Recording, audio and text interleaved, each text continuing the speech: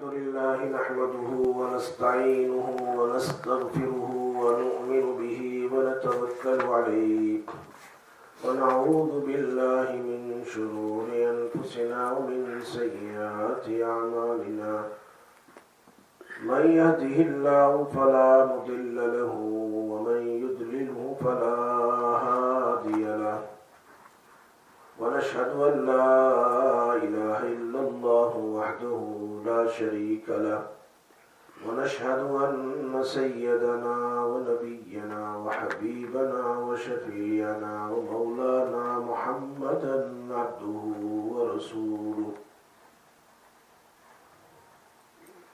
أما بعد فأعوذ بالله من الشيطان الرجيم بسم الله الرحمن الرحيم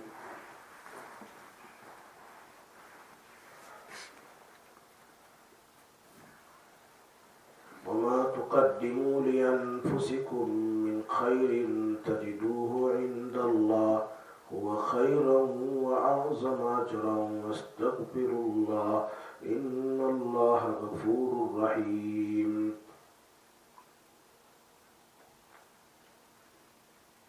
صدق الله العلي العظيم وصدق رسوله النبي الأمي الحبيب الكريم ونحن على ذلك لمن الشاهدين والشاكرين والحمد لله رب العالمين.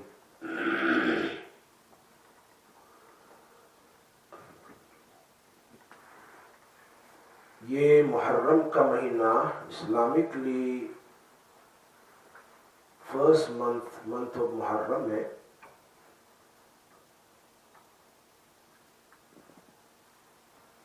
میرے بھائیوں اور پردہ نشین مدرسے میں بیٹھ کر سننے والی میری محترمہ مائیں اور بہنیں،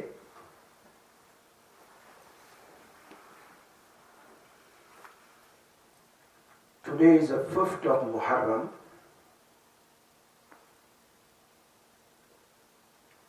غالباً 10 محرم منڈے کو ہوگی، تو either we can fast Sunday and Monday or Monday and Tuesday, 2 days.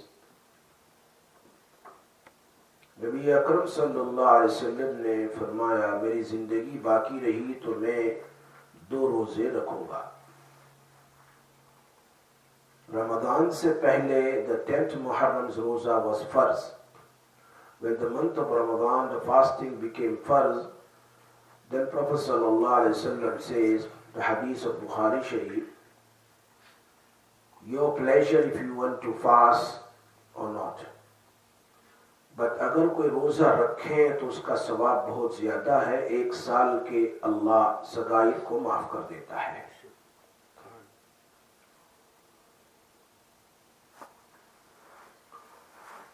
بہت سارے لوگ یہ سمجھتے ہیں کہ یہ مہینہ منحوس ہے.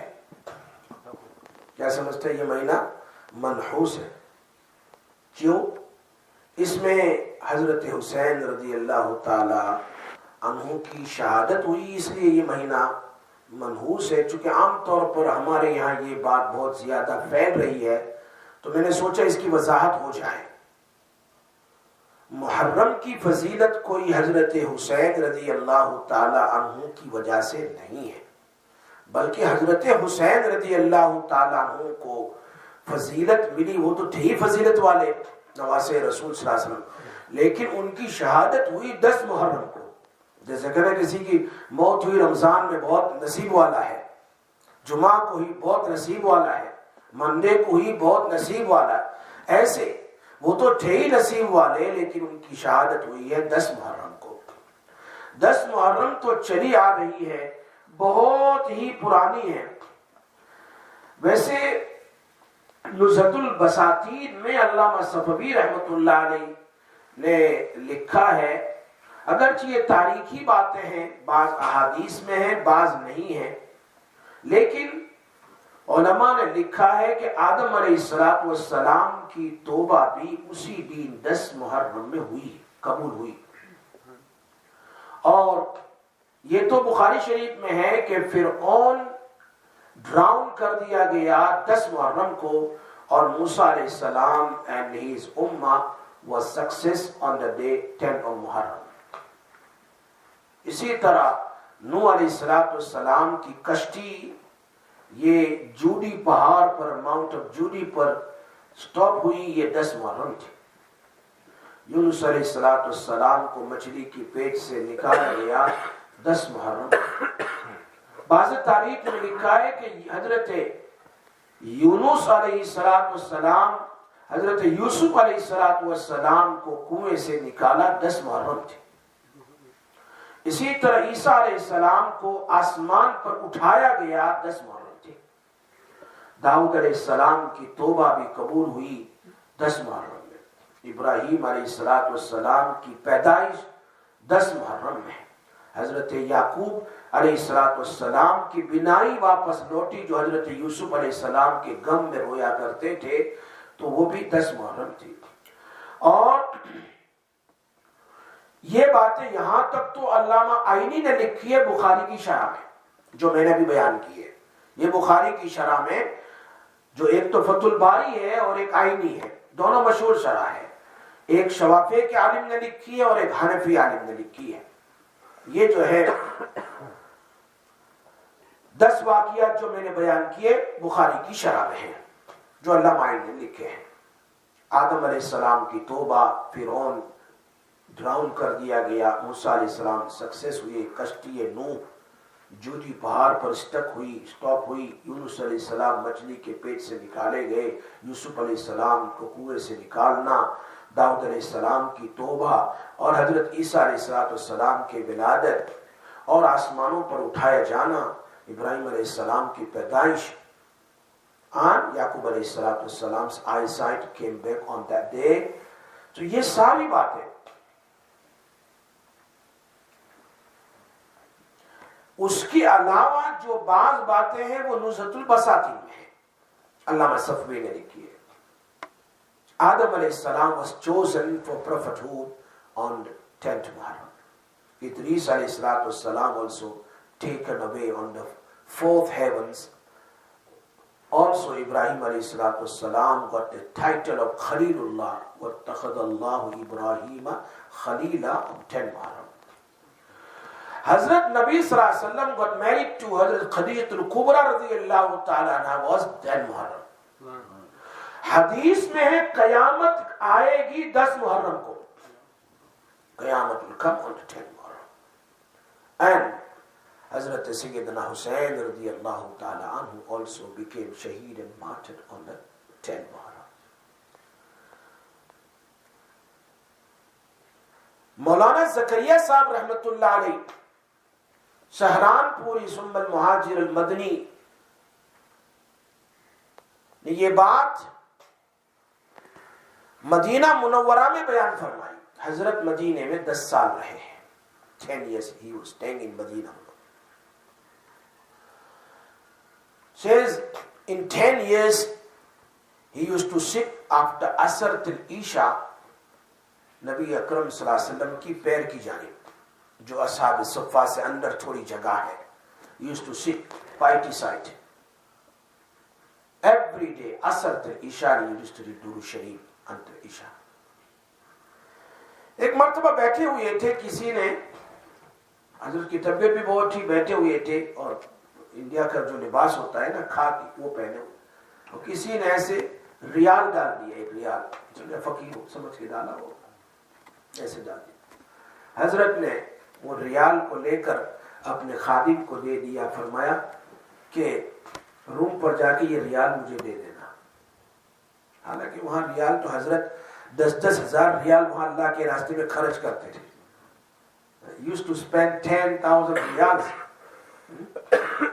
So much riyals in Medina Munawwara used to spend for the fuqara. But he said to the khadim, give it to me this riyal again at hotel.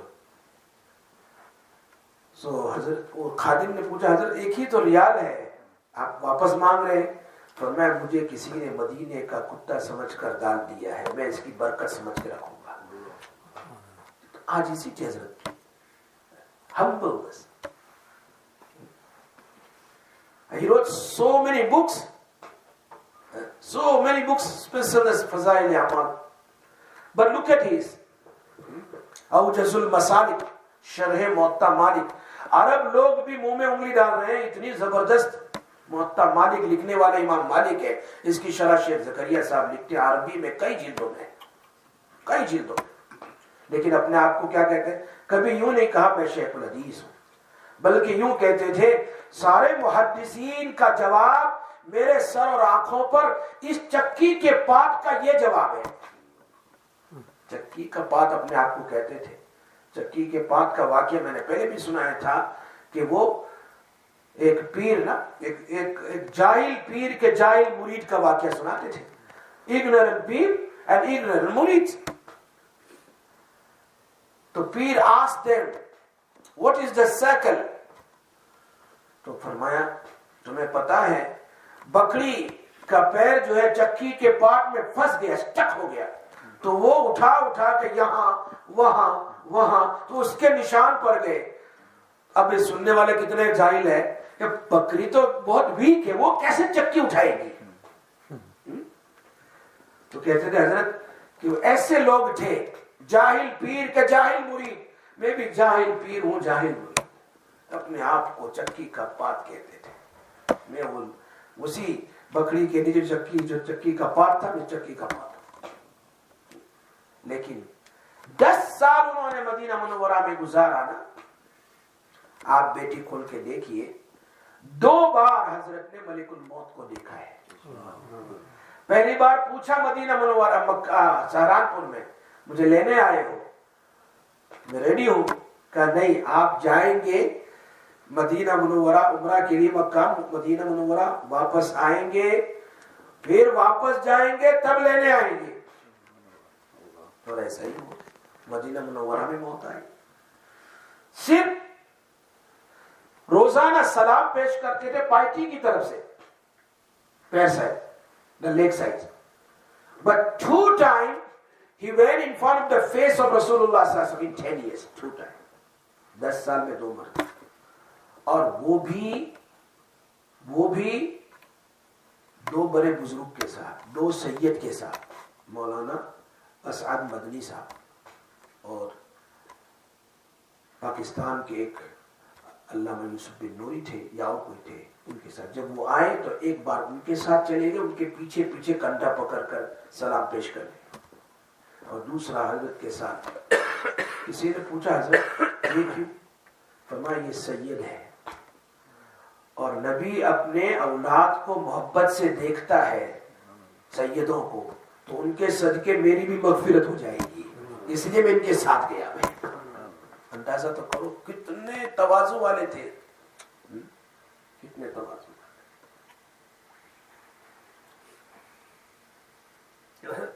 तो मौलाना ज़करिया साहब रहमतुल्लाह अलैह की बात सुनाता, ये दूसरी बात याद आ गई।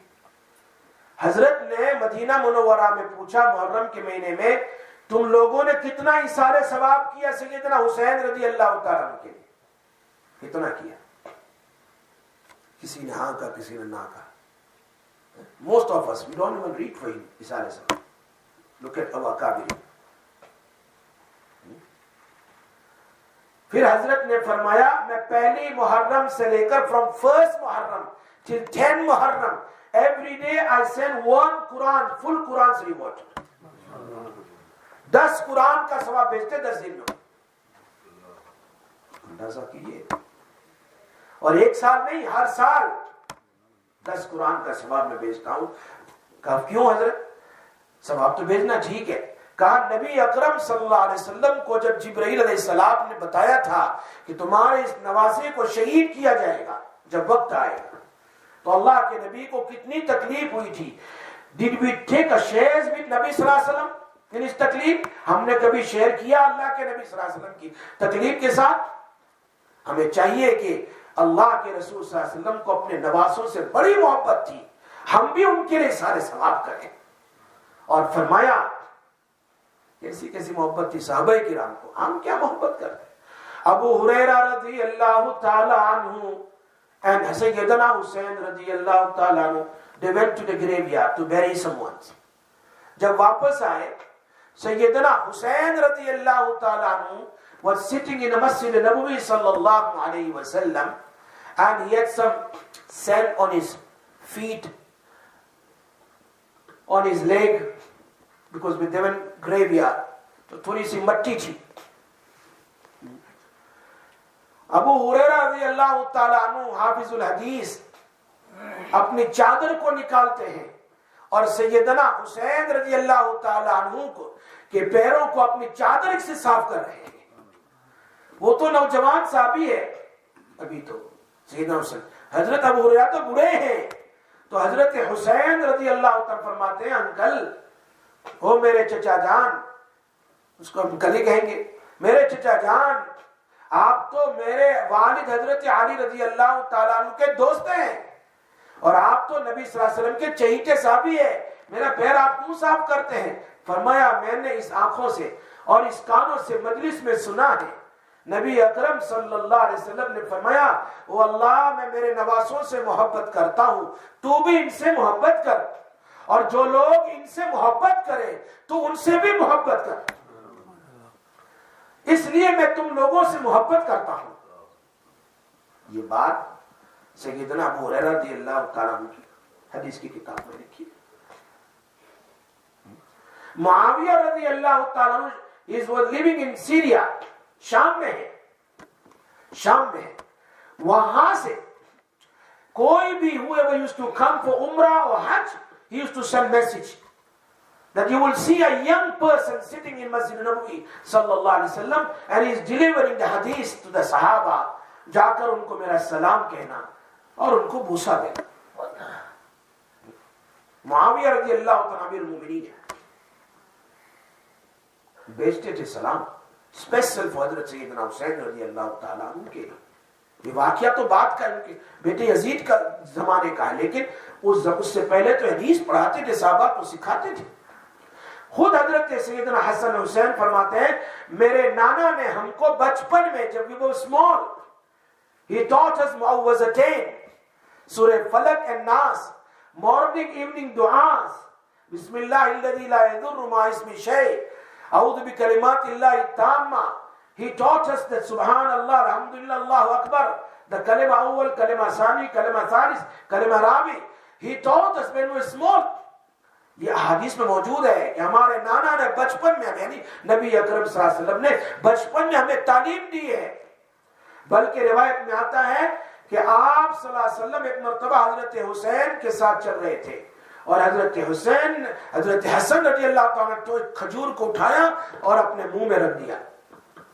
اللہ کے نبی صلی اللہ علیہ وسلم نے فرمایا، کخ نکالو نکالو، اور پھر منہ میں انگلی ڈالی. اللہ کے نبی صلی اللہ علیہ وسلم ان کو وومٹ ہو گئی.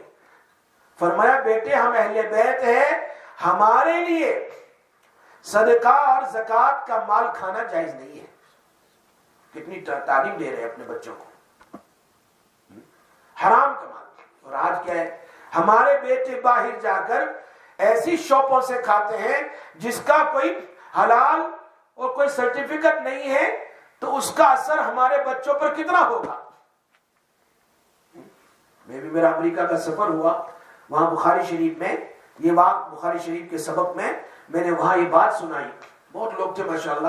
تو وہاں نیو یارک میں بھی میں یہ لاسٹ سیٹرڈے کو میرا وہاں ختم بخاری کا درس تھا، اس میں نے ایک بات سنائی کہ امام بخاری رحمت اللہ علیہ کے والد نے اپنے دوستوں کو کہا، میرے گھر میں جتنے پیسے میں نے رکھے ہیں، کیونکہ میری وائف پریگننٹ ہے، بچہ اگر ہوگا تو اس کو ہم تعلیم دیں گے، عالم بنائیں گے، حدیث کی تعلیم دیں گے، میرے گھر میں ایک ایک پینی جو ہے سب کے سب حرام تو کیا، اس میں شک کا بھی ڈاؤٹ نہیں ہے.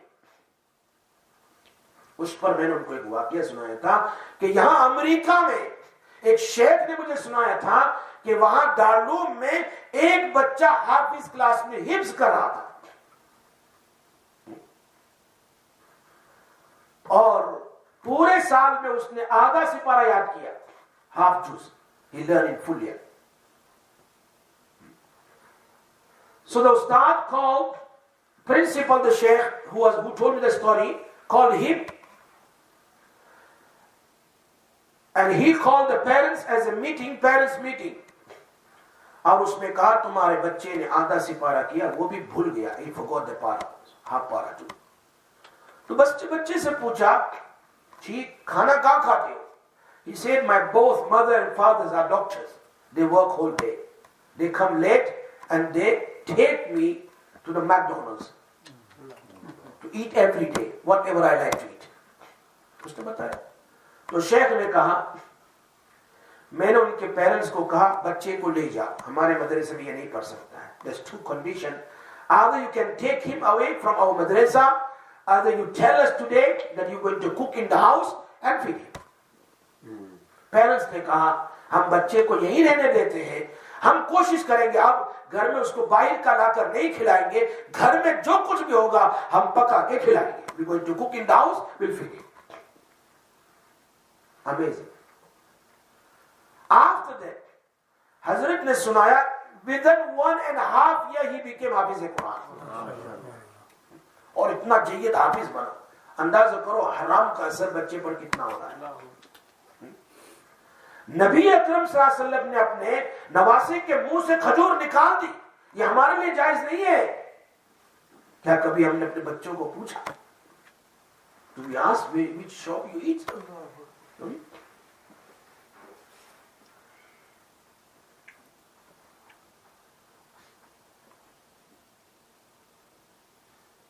روایت میں آتا ہے کہ 10 محرم کو روزہ رکھنا یہ مستحب, اور چونکہ آپ صلی اللہ علیہ وسلم ہجرت کر کے مدینہ منورہ تشریف لائے, بخاری شریف میں ہے, اور مدینہ کے یہود لوگ 10 محرم کو روزہ رکھتے تھے. وہ فاسٹنگ on 10 محرم. نبی صلی اللہ علیہ وسلم نے پوچھا آپ روزہ کیوں رکھتے ہو؟ تو انہوں نے کہا 10 محرم کو حضرت موسیٰ علیہ السلام اور نبی was protected from the sea of Nile and the Pharaoh, the enemies, ان کو ڈراؤن کر دیا گیا. تو ان کی خوشی میں ہم روزہ رکھتے ہیں. اللہ کے نبی صلی اللہ علیہ وسلم فرمایا موسیٰ تو ہمارے بھائی ہے, we have more right to fast also. اللہ کے نبی صلی اللہ علیہ وسلم نے روزہ رکھا. پھر آپ نے فرمایا اب میری زندگی باقی رہی تو میں 2 روزے رکھوں گا, چونکہ ان لوگوں کی مخالفت میں ہے. لیکن آپ انتقال فرما گئے جیسے روایت بخاری میں. تو ہمیں چاہیے کہ we must fast 9 and 10 Muharram or 10 and 11. It's going to be Sunday or Monday, next Sunday or Monday or Monday, Tuesday. 1 سال کے گناہ اللہ تعالیٰ معاف کر دیتے ہیں. ضعیف روایت میں یہ بھی ہے کہ اگر عاشورہ کے دن روزے کے ساتھ روزہ رکھنا ہے, بہتر ہے اچھا کھانا بنا لیا افطار کے لیے, بہترین کھانا, تو اللہ تعالیٰ اس کے گھر میں پورا سال برکت عطا فرماتے ہیں. اور یہ تجربہ ہے. عبداللہ ابن مبارک was a great محدث of حدیث, استاد امام بخاری. فرمایا میری زندگی کا تجربہ ہے. I tried every year. Allah has given me so much barakah in my house. تو 10 محرم کو دوپہر کے بعد کچھ اچھا کھانا اپنے بچوں کے لیے, 1 دن تو سخی بن جائے, وہ تو بخیلی رہتے ہیں, 1 دن تو سخی بن کے اچھا کھانا بنا لے اپنے بچوں کے لیے, بیوی بچوں کے لیے, اور افطار کے وقت کھلا دے بچوں کو, گھر میں کھائیں, انشاءاللہ اسے بہت فائدہ ہوگا. اور یہ روایت امام بیہقی نے نقل کی ہے, اگرچہ ایک راوی اس میں ضعیف ہے. اس لیے حدیث میں ہے عبداللہ بن مبارک نے سفیان بن عیینہ, 2 سفیان گزرے, اس میں سفیان بن عیینہ فرماتے ہیں کہ ہم نے اس کا تجربہ کیا ہے پوری زندگی. اس دن میں ایک شخص نے 10 محرم کو 7 درہم اللہ کے راستے میں دیے, یہ سمجھ کر کہ اللہ مجھے بھی برکت دے گا. پورا سال انتظار کرتا رہا, کچھ نہیں ملا, چونکہ اس نے وعظ میں سنا تھا کہ جو شخص عاشورہ کے دن 1 درہم بھی خرچ کرے اللہ اس کو 1000 درہم دے گے. تو وہ تو کھڑا ہو گیا اور اس نے کہا تم جھوٹ بول رہے ہیں, میں نے لاسٹ ایئر خرچ کیا, مجھے تو کوئی 1000 ملے نہیں, 7 تو 60,000 ملنے چاہیے, مجھے تو ملا ہی نہیں. رات ہوئی تو غیب سے ایک آدمی نے اس کو 7,000 درہم دے دیے. یہ عامر طولان تجربہ لکھا ہے ایک آدمی کے بارے میں. کہا ہے جھوٹے, تجھ سے صبر نہیں ہو سکا, اگر تو پیشن رکھتا تو اللہ تجھے 7,000 کیا اس سے زیادہ دیتا.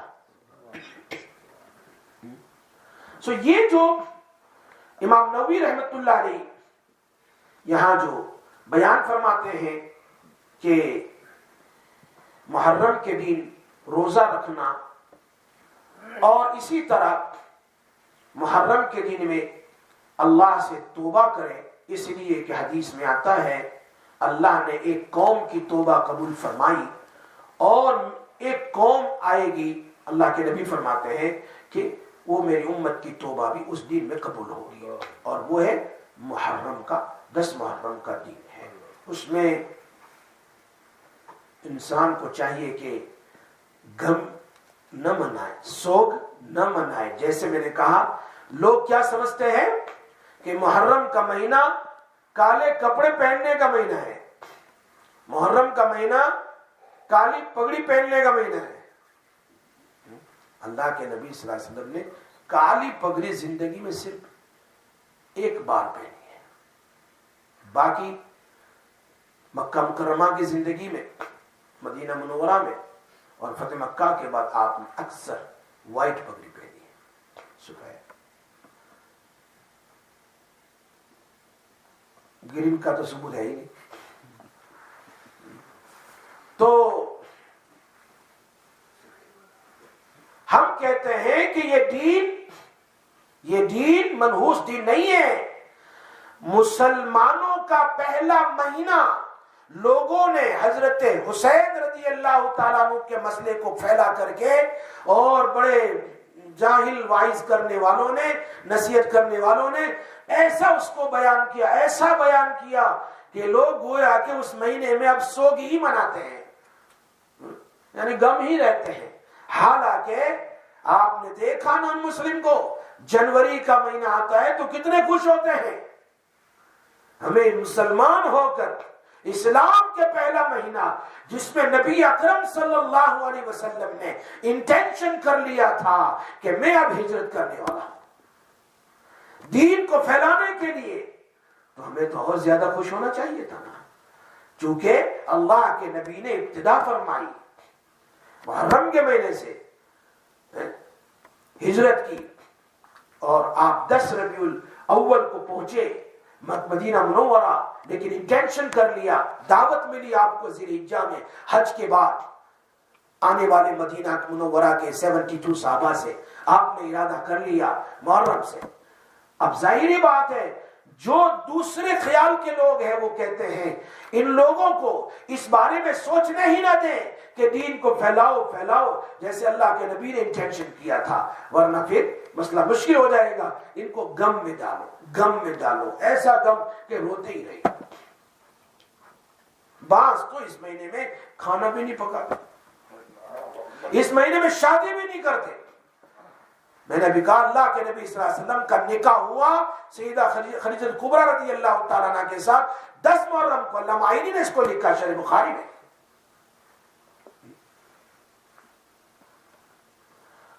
اس مہینے کی محرم کا معنی ہے احترام والا, اور محرم الحرام کا معنی ایسا مہینہ جس کا احترام کیا جائے, سوگ نہ منایا جائے, احترام. اسی لیے قرآن کریم میں ان عدت الشہور عند اللہ 12 شہر, اللہ تبارک و تعالیٰ نے اسلامکلی 12 منتھس بنائے. فیہا 4 حرم, اس میں 4 مہینے حرمت والے بنائے جس میں گناہ کرنا جائز نہیں. یعنی زمانے جاہلیت میں اس مہینے کا رسپیکٹ تو یہود بھی کرتے ہیں, کرسچن بھی کرتے ہیں, مشرکین مکہ تو کرتے ہی تھے. اس مہینے میں لڑائی نہیں کرتے تھے، اس مہینے میں کسی کو قتل نہیں کرتے تھے، اس مہینے میں وہ چوری نہیں کرتے تھے.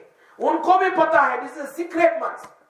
سیکریٹ منتھ یہ 4 ہے: محرم، رجب، ذی قعدہ، ذی الحجہ. محرم، رجب المرجب، ذی قعدہ، ذی الحجہ. ان 4 مہینوں میں کبھی گناہ کا کام. ایک مسلمان ہے جس کو اسلامکلی مہینے کا پتہ نہیں، نمبر 1، اور مہینے کا اگر پتہ ہے تو محرم میں اور گناہ کرتا ہے اور زیادہ. اللہ تبارک و تعالیٰ نے قرآن میں کہا لا تظلموا فیہن انفسکم، تم اپنی جان پر ظلم نہ کرو ان مہینوں. اس لیے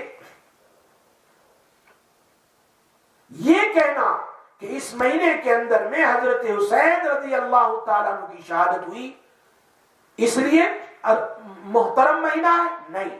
احترام چلا آ رہا ہے سیدنا آدم علیہ السلام سے لے کر آج تک، چونکہ قرآن کی آیت نازل تو ہوئی ہے. حضرت حسین رضی اللہ تعالیٰ عنہ تو بھی پیدا بھی نہیں ہوئے تھے اور اللہ نے اس مہینے کو حرمت والا بنایا. اور حضرت موسیٰ علیہ السلام کا واقعہ بخاری شریف میں، ان کو نجات ہوئی، ان کی قوم شکرانے کے طور پر روزہ رکھتی تھی، وہ تو صحیح حدیث میں ہے. اس وقت تو سیدنا حضرت حسین رضی اللہ عنہ پیدا بھی نہیں ہوئے تھے. ہاں حضرت حسین رضی اللہ تعالیٰ عنہ کی شہادت ہوئی، یہ بہت بڑا درجہ ہے شہادت کا، لیکن شہادت میں فضیلت اور زیادہ ہو گئی اس لیے کہ ان کی وفات اور شہادت اس مہینے میں ہوئی. موت تو آنی آنی ہے، لیکن موت اگر بڑے دن میں آئے تو اور زبردست، یہ کہنا چاہیے. اسی لیے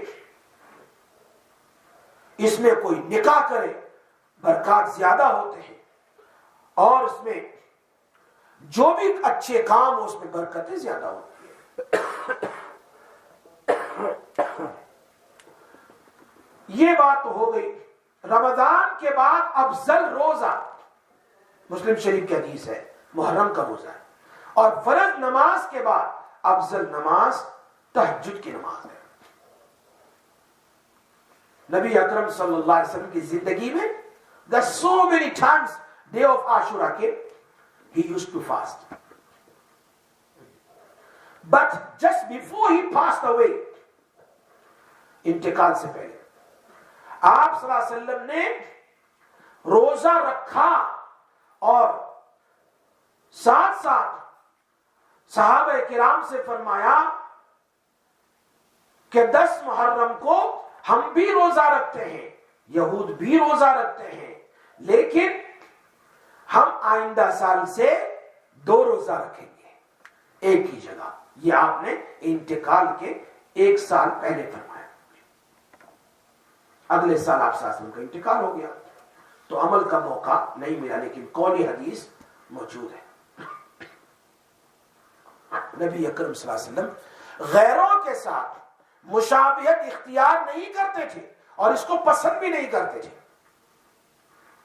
غیروں کے ساتھ من تشبہ بقوم فہو، جگہ جگہ حدیث میں دیکھو گے آپ صلی اللہ علیہ وسلم نے مخالفت کی. جیسے سحری کھانا، یہود سحری نہیں کھاتے، سحری نہیں، بغیر سحری کے روزہ رکھتے ہیں لیکن بغیر سحری. میرے نبی صلی اللہ علیہ وسلم نے اس امت کو کہا تم سحری کھاؤ، میری امت کے سحری کے کھانے میں برکت بھی ہے. فرما دیا اٹھو سحری کھاؤ، چاہے 1 کپ دودھ ہی پی لے، ایک کھجور ہی کھا لے، لیکن سحری کی نیت سے اٹھو. آپ صلی اللہ علیہ وسلم نے بہت ساری جگہ ایسی ہے، اس میں سے ایک یہ بھی ہے روزہ کہ میں آئندہ سال زندہ رہا تو 1 نہیں 2 رکھوں گا. مشابہ حضرت تھانوی رحمۃ اللہ علیہ نے ایک بات لکھی ہے. ایک بزرگ تھے، اپنے مریدین کے ساتھ چل رہے تھے گاؤں میں، سفید گائے وہاں سے گزری تو پان کھا رہے تھے.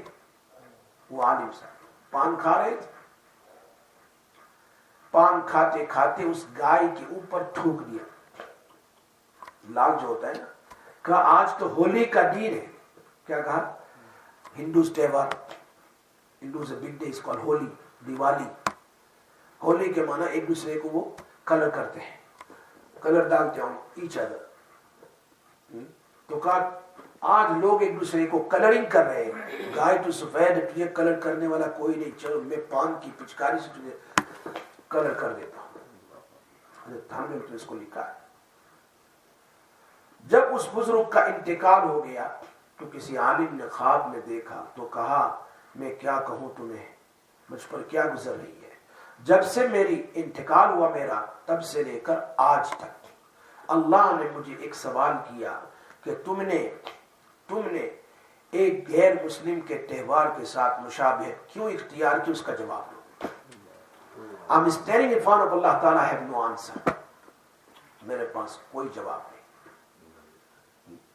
अंदाजा करो हम लोग कितने ऐसे काम हैं जिसमें गैरों की मुशाबहत इख्तियार करते हैं। औरतों को देखो, मर्द को देखो। हजरत थानवी रहमतुल्लाह ने एक और वाकया लिखा है, एक आलिम, बहुत बड़ा आलिम का, कि वो लोग ट्रेन स्टेशन पर दिल्ली में खड़े हैं, दिल्ली की ट्रेन स्टेशन पर खड़े हैं, बहुत लोग खड़े हैं। तो इस आलिम वहां से गुजर रहे थे, उनको में से पूछा तुम यहां क्यों खड़े हो? कहा इस ट्रेन से अभी नबी अकरम सल्लल्लाहु अलैहि वसल्लम आ रहे हैं, तो उनके वेलकम करने के लिए हम यहां खड़े हैं। ये ख्वाब है एक आलिम का, जो थानवी लिखा है। ये ख्वाब है हजरत मौलाना रशीद अहमद गंगोही साहब रहमतुल्लाह के जमाने का। जैसे ही ट्रेन आई, अल्लाह के नबी सल्लल्लाहु अलैहि वसल्लम ट्रेन से बाहर निकले, ट्रेन से, तो देखा आपके बदन पर कोई चादर नहीं, कोई कुर्ता नहीं, दाढ़ी नहीं, टोपी नहीं, बल्कि सूट एंड टाई पहना है, और ऊपर वो क्या टाई बोलते हैं ना, इसको टाई लगाई हुई है, और जींस एंड पैंट पहना हुआ, जींस पहनी हुई है, और आप बाहर तशरीफ लाए ख्वाब में उस आलिम के। वो इतने घबराए ख्वाब में कि अल्लाह के रसूल सल्लल्लाहु अलैहि वसल्लम ने जिंदगी में कोई हदीस में कहीं भी ऐसे कपड़े साबित नहीं है, और दाढ़ी रखना भी साबित है, सब कुछ साबित है, ये कैसे हो गया? घबरा के उठे, तहज्जुद का टाइम था, सुबह उठकर सफर शुरू किया, और वो गए हजरत मौलाना रशीद अहमद गंगोही रहमतुल्लाह अलैह के पास। हजरत के सामने जाकर अपना ख्वाब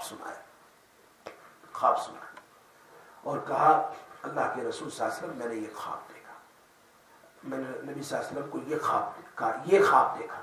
तो मौलाना रशीद अहमद गंगोही, तो जिनके बारे में बड़े हमारे मौलाना यूसुफ मुतल्ला साहब की ज़बान एक मरतबा मैंने सुना, फरमाया हजरत मौलाना ज़करिया साहब रहमतुल्लाह अलैह कहते थे कि मौलाना रशीद अहमद गंगोही रहमतुल्लाह अलैह को ख्वाब में नबी अकरम सल्लल्लाहु अलैहि वसल्लम ने फिक़ह के मसला मसाइल के 100 क्वेश्चन पूछे, मिंबर पर बिठाकर 100 क्वेश्चन।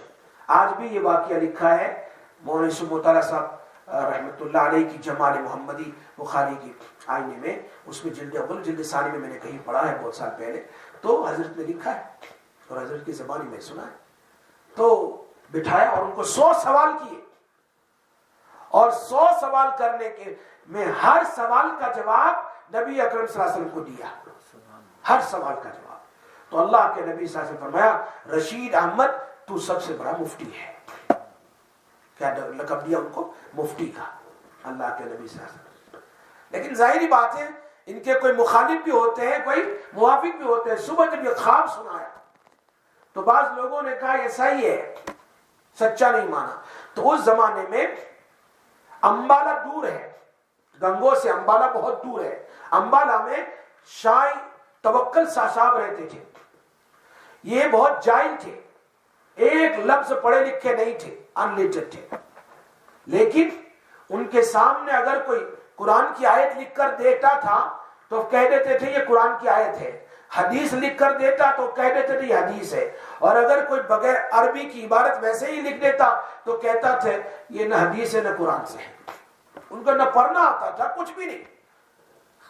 तो ये लोग उनके पास चले गए, जाकर उनके पास जाकर के उनको कहा कि पूछते कहा आपका क्या ख्याल है हज़रत मौलाना रशीद अहमद गंगोही साहब के बारे में? तो कहा ये तो बहुत बड़ा आदमी है, मैंने ख्वाब में देखा है कि अल्लाह के नबी सल्लल्लाहु अलैहि वसल्लम ने उनको 100 सवाल किए हैं। उनको तो पता भी नहीं है, उस बुजुर्ग को तो अंबाला में पता भी नहीं है, लेकिन वो वहां कह रहे हैं। इन लोगों के मुंह बंद हो गए, इतना बड़ा आदमी।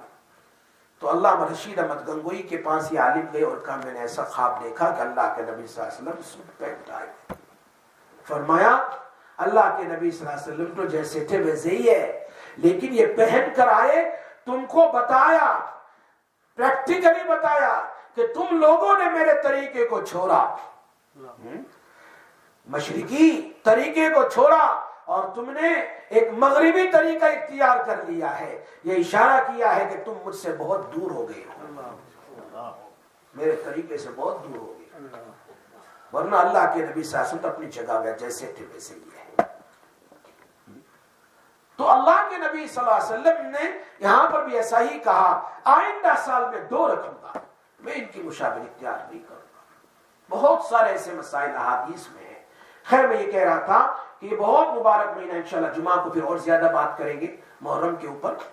تو اللہ تبارک و تعالی ہمیں اس مہینے کی اور پوری زندگی کے آئندہ پورا سال اللہ تبارک و تعالی ہمارا ایمان اور اسلام پر گزار دیں. یہی دعا تو ہم پڑھتے ہیں شروع میں، اللہم اہلہ علینا بالیمن والایمان والسلامتی والاسلام والتوفیق لما تحب وترضى ربی وربک. شیطان سے اللہ ہماری حفاظت فرما، اے ہمارے رب اسلام پر ہمیں باقی رکھنا. اگر موت آ گئی تو اللہ اسلام پر موت دے دینا، ایمان پر موت دے دینا. زندگی باقی رہی، اے اللہ تو گناہ سے ہماری حفاظت کر لینا اور ہر وقت ہمیں توبہ کی توفیق نصیب فرما. اب یہ نیا سال شروع ہوا، ہمیں چاہیے کہ ہم گزشتہ سال کی اور گزشتہ زندگی کا ہم مراقبہ کریں کہ یا اللہ میں نے لاسٹ ایئر کیا کیا گناہ کیے ہیں. What I have done good deeds and what I have done bad deeds. How many guna I have did in my last year. اے اللہ مجھے معاف کر دے. اب یہ نیا سال شروع ہوا ہے، اللہ گزشتہ سال ہمیں پتا نہیں اب کب تک زندہ رہنے والے ہیں. اللہ پوری پچھلی زندگی کے گناہ کو تو معاف کر دے اور آئندہ ہمیں ایمان اور اسلام پر اور نیک کام پر ہمیں باقی رکھنا. اس قسم کی دعا اور توبہ ضرور کریں. اس مہینے میں دعائیں ضرور قبول ہوتی ہے، خصوصاً 10 محرم کو روزے کے ساتھ افطار کے وقت خوب دعائیں کریں اپنے لیے، اپنے آل اولاد کو اسلام پر باقی رہنے کے لیے کہ اللہ ہمارے آل اولاد کو اسلام پر باقی رکھنا.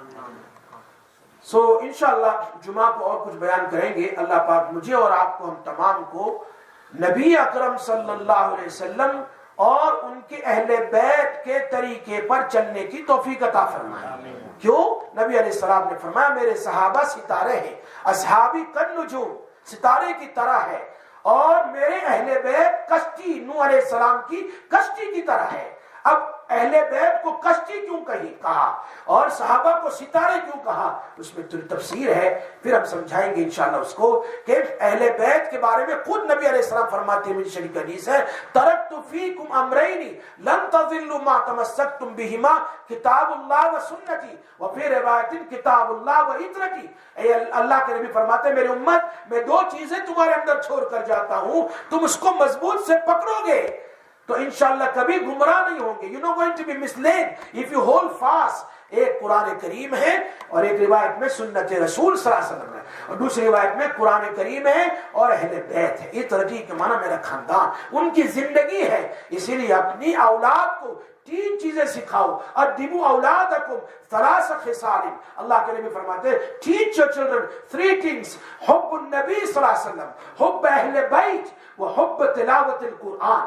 3 چیزیں ہیں. نبی صلی اللہ علیہ وسلم کی محبت سکھاؤ اپنے بچوں کو، اہل بیت کی محبت سکھاؤ. کون تھی حضرت فاطمہ، کون تھی زینب، کون تھی رقیہ، کون تھی ام کلثوم، اور آپ کی گرینڈ سن کتنے تھے، گرینڈ چلڈرن کتنے تھے، اور آپ کی بیویاں کون کون تھی، ان کی زندگی کیسی تھی، واقعات سناؤ ان کو. اور تیسری چیز قرآن کی تلاوت کے ساتھ محبت رکھو. یہ 3 چیزیں خود نبی علیہ السلام نے فرمائی ہے کہ اپنی اولاد کو یہ 3 چیزیں سکھاؤ. انشاءاللہ تفصیل سے بیان کریں گے فرائیڈے کو. اللہ پاک مجھے اور آپ کو، ہم تمام کو عمل کی توفیق نصیب فرمائے. یا ارحم الراحمین، یا ذا الجلال والاکرام، یا حنان یا منان، یا بدیع السماوات والارض. اے اللہ ہم سب کے گناہوں کو معاف فرما.